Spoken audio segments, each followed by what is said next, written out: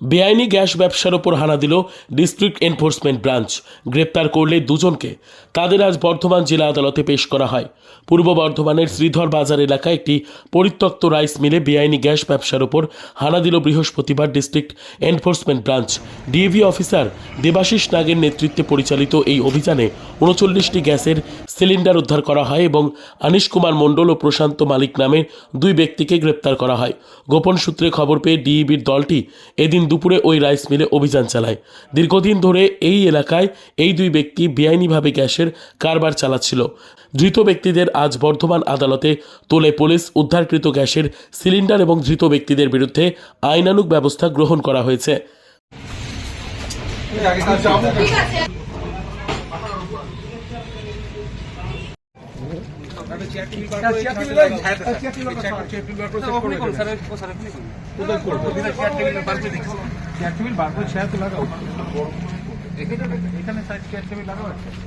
Bureau report, PB news.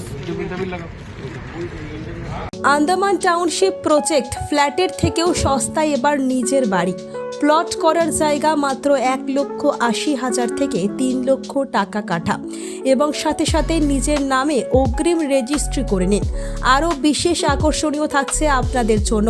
রাস্তা থাকছে 12 থেকে 16 ফুট চওড়া, 24 ঘন্টা জল ও বিদ্যুৎ সরবরাহ, পরিকল্পিত ড্রেনেজ ব্যবস্থা ও নিরাপত্তার ব্যবস্থা থাকছে এবং আরও থাকছে স্কুল। একই ছাদের তলায় সর্বশিক্ষা, লেক পার্ক, খেলার মাঠ, সুইমিং পুল, হাসপাতাল, ব্যাংক, এটিএম, শপিং মল ইত্যাদি। আরও অনেক সুযোগ সুবিধা পাচ্ছেন। ঠিকানা মনে রাখবেন, বর্ধমান রেলওয়ে স্টেশন থেকে কাটোয়া রোড, দেওয়ানদিঘি থানা 500 মিটার, নবদ্বীপ রোড 200 মিটার। তবে আর দেরি কেন, আজই চলে আসুন। যোগাযোগ নম্বর 8918277795, এছাড়াও 7547903108।